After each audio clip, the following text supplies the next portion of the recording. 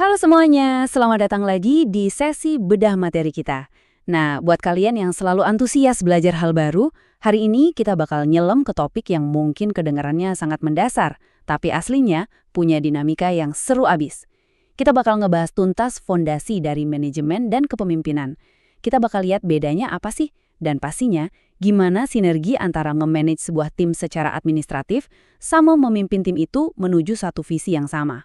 Oh ya, biar kalian tahu, semua pembahasan kita kali ini diambil langsung dari modul akademik resmi Mata Kuliah Dasar Manajemen dan Bisnis. Modul ini ditulis oleh Bapak Sukatno Krisbianto, SEMM.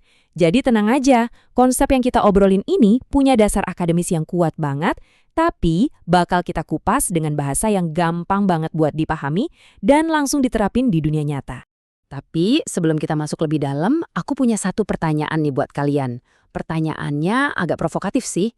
Apakah setiap manajer itu udah pasti otomatis seorang pemimpin? Coba deh dipikirin sebentar. Soalnya, kita sering banget kan nyamain dua gelar ini di kantor, seolah-olah mereka tuh orang yang sama.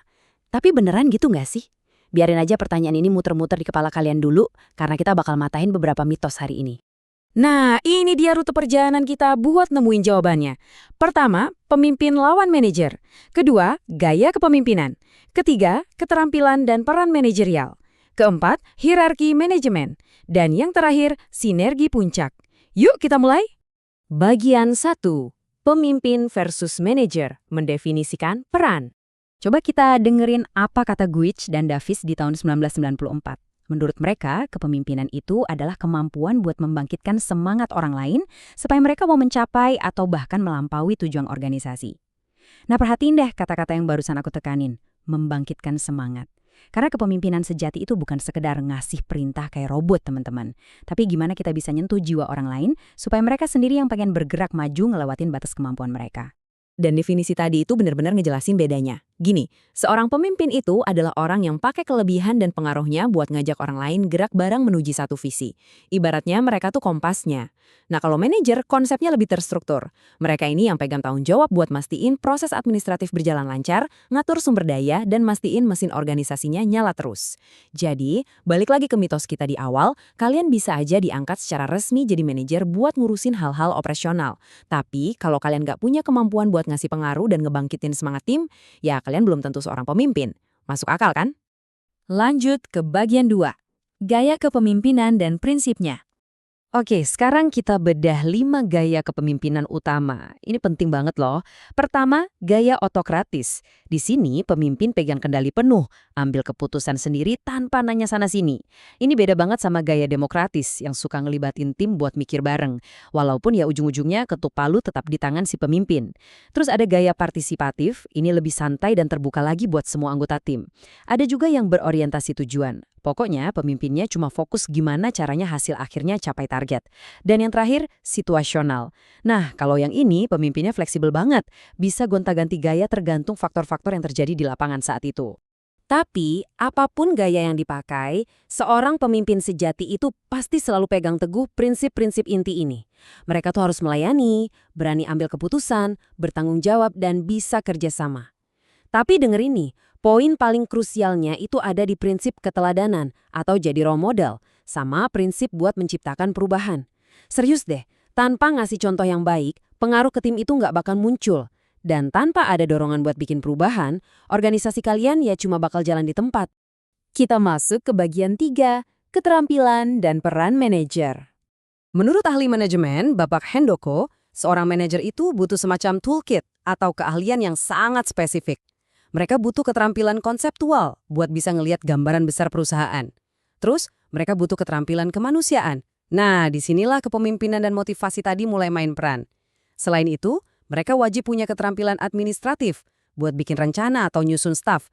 Dan pastinya, keterampilan teknikal buat ngerti bener gimana prosedur operasional spesifiknya jalan.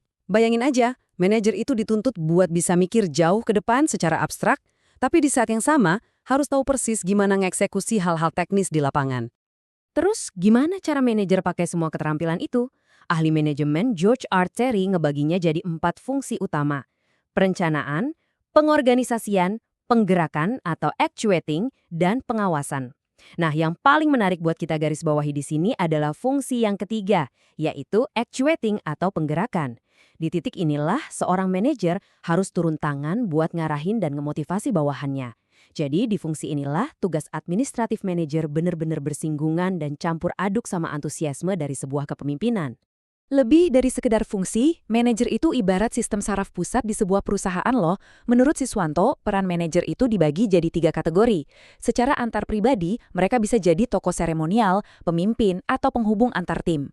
Secara informasional, mereka harus mantau situasi, nyebarin info, sampai jadi juru bicara. Dan yang terakhir, secara pengambil keputusan. Di sini, manajer bisa bertindak ala wirausahawan, jadi pemadam kebakaran kalau ada masalah, sampai jadi negosiator. Singkatnya, manajer itu fondasi yang nyatuin orang-orang, data, dan keputusan penting. Lanjut ke bagian 4, hierarki manajemen dan tingkatannya. Kalau kita lihat strukturnya, organisasi itu punya hierarki dari atas ke bawah. Paling atas ada manajer puncak atau top manager. Mereka ini yang punya otoritas paling gede. Kerjanya full pakai keterampilan konseptual dan gak nyentuh urusan teknis. Turun dikit ada manajer menengah atau middle manager.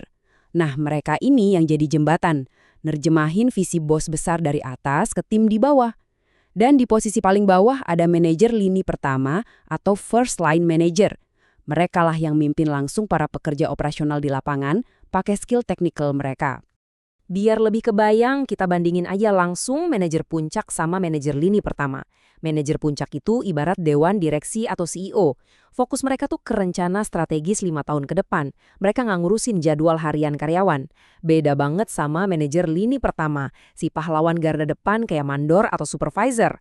Mereka ini hampir nggak butuh skill konseptual jangka panjang, fokus mereka murni ke operasional harian, nyelesain tugas teknis, dan pastinya ngasih supervisi langsung ke tim di lapangan setiap harinya. Dan akhirnya bagian 5, sinergi puncak. Waktunya kita gabungin semua konsep yang udah kita pelajari tadi. Nah, ini dia intisari dari semuanya. Ada satu kalimat luar biasa di modul sumber kita yang benar-benar merangkum semuanya. Dengerin baik-baik ya. Manajemen adalah prosesnya, manajer adalah orangnya, dan kepemimpinan itu adalah jiwanya. Ini key takeaway yang wajib banget kalian ingat. Seorang manajer yang hebat di level hierarki manapun dia berada wajib punya jiwa kepemimpinan. Kenapa? Karena tanpa jiwa itu, sebuah organisasi cuma bakal jadi mesin birokrasi yang jalan tanpa ada semangat penggeraknya.